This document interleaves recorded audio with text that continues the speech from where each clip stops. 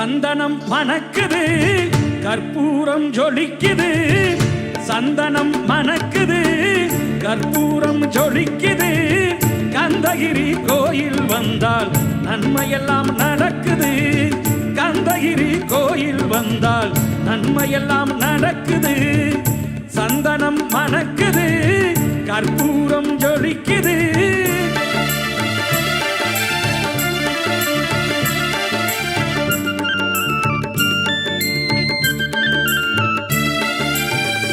நித்தமும் பாலிலே நீராட்டுவோம், பச்சை நிறத்திலே பட்டாடை நாம் கட்டுவோம்.